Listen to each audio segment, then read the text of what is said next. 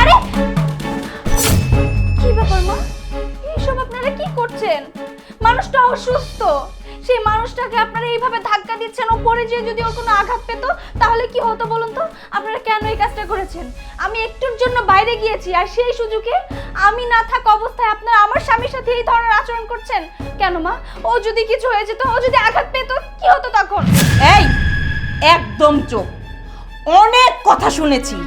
আর না, আমি ওকে আঘাত পাওয়ার জন্যই ধাক্কাটা মেরেছি। ও যদি আঘাত পেয়ে মারা যায় তাহলে তো আমি অনেক খুশি, বুঝিস নাই? কারণ চাচ্ছি না যে এই উটকো ঝামেলাটা আমার বাড়িতে আমার ঘাড়ে বসে বসে খাক। আর ও যদি আমার নিজের পেটে সন্তান হতো তাহলে তো কোনো কথা ছিল না। যত কষ্ট হতো না কেন আমি নিজে ওকে এই বাড়িতে রাখতাম। কিন্তু না, ও হচ্ছে আমার সৎ ছেলে, আমার স্বামীর আগের বউয়ের সন্তান। তাকে আমি কিভাবে মেনে নিই? এত বছর ধরে অনেক কষ্ট করে আমি ছিলাম, ওকে মেনে নিয়েছিলাম। কিন্তু তখন তো সে কাজ করতে পারতো, বুঝিস নাই? জমি জমার কাজ করতে পারতো, টাকা আনতে পারতো। কিন্তু এখন তো তা পারে না। এখন বসায় বসায় খাওয়াইতে হয়, আর সাথে তোকেও। তুই সারাটা দিন তোর এই পঙ্গু স্বামীর পিছনে লেগে থাকিস। তোকে দিয়েও তো আমি কোনো কাজ কাম করাতে পারি না, চাকরানি। হ্যাঁ মা, তুমি একদম ঠিকই বলেছো। এই চাকরানির বাচ্চাটা এ বাড়িতে কোনো একটা কাজ করতে পারে না। যত সংসারের কাজ সব তুমি করো। ও তো সব সময় প্রতিবন্ধীটা নিয়ে ব্যস্ত থাকে। আমার ছোট ভাই এত কাজ কাম করে সংসারটা চালাইতে পারছে না। এই শোনো, তোমাদের খুব ভালো করে বলে দিচ্ছি, তোমার এই পঙ্গু স্বামীটা নিয়ে তুমি এ বাড়ি থেকে বের হয়ে যাবে। ঘাট ধাক্কা দিয়ে বের করে দিতে হবে না, আমরা এমনি এমনি এই বাড়ি থেকে চলে যাব। তবে যাওয়ার আগে আপনাদের আসল রূপটা অন্তত আমাদের চোখের সামনে ধরা পড়লো। আচ্ছা মা, কিভাবে আপনি এই কাজটা করতে পারেন বলেন তো? আপনি না মা হন, আপনি আমাদের সৎ মা, আমার সৎ শাশুড়ি, কিন্তু আপনি মা।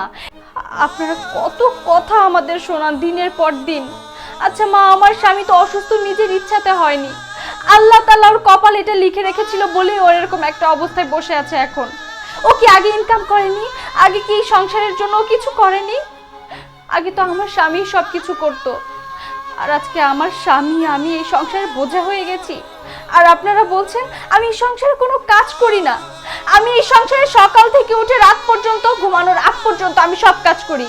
আমি আমার স্বামীর সেবা করি, আমি সংসারের কাজও করি, কারণ সবার আগে আমার স্বামী। আমার স্বামীর সেবা আমাকে করতেই হবে। আমি সংসারের কাজও তো করি। আর আপনারা ডিরেক্ট বললেন যে আমি কোনো সংসারের কাজেই হাত লাগাই না।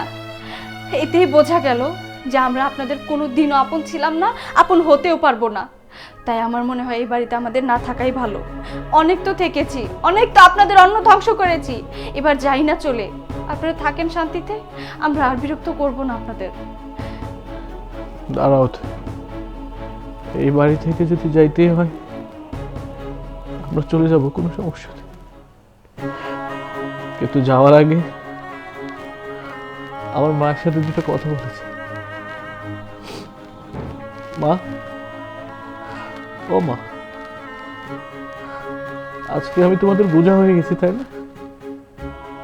কি রে মৌ, আমি আজকে ইনকাম করতে পারি না, আজকে আমি সংসারের কোনো কিছু দিতে পারি না বলে তোদের বোঝা হয়ে গেছি, তাই না?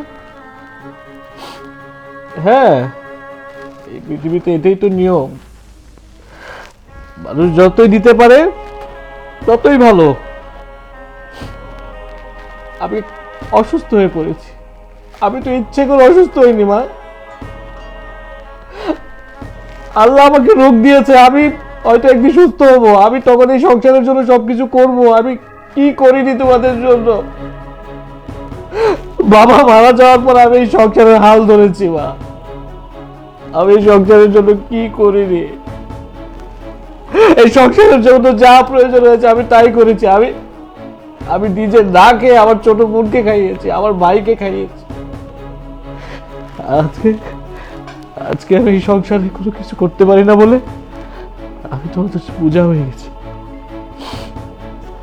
ঠিক আছে, আমি যেহেতু তোমাদের বোঝাই হয়ে গেছি, এই সংসারে আর থাকবো না। প্রয়োজনে রাস্তায় ভিক্ষা করে খাবো মা, তবুও তোমাদের কাছে থাকবো না।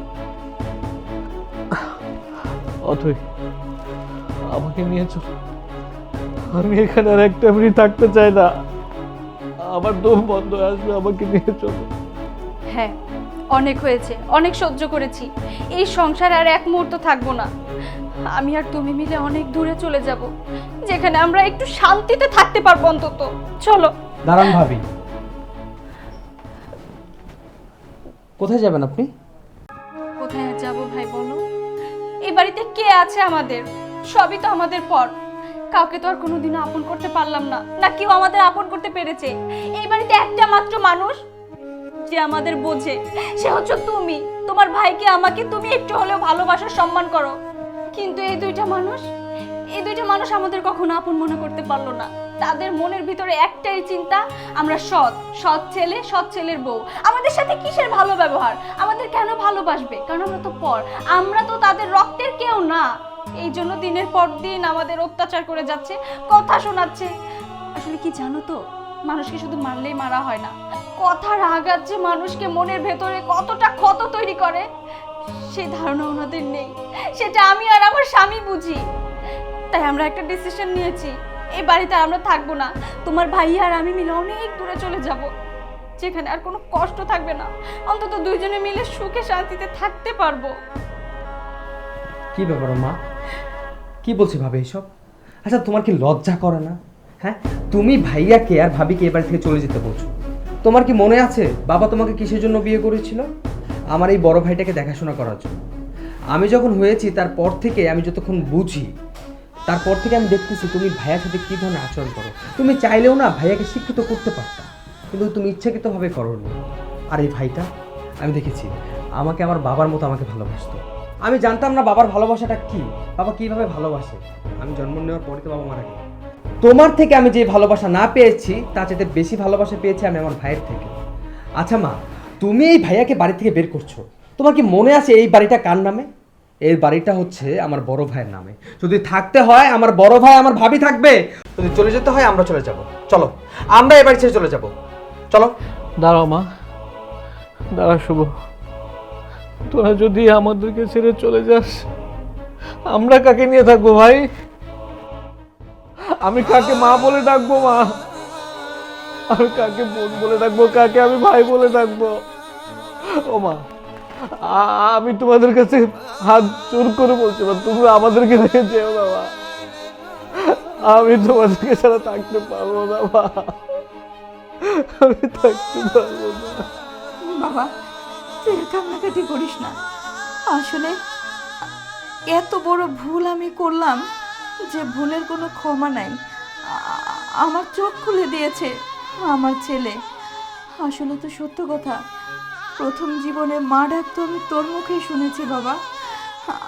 আমার ভুল হয়ে গেছে, তুই আমাকে ক্ষমা করে দে।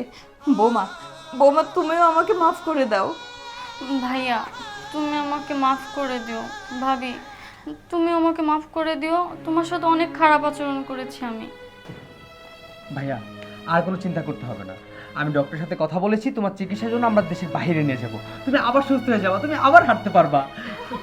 শুকর, আলহামদুলিল্লাহ।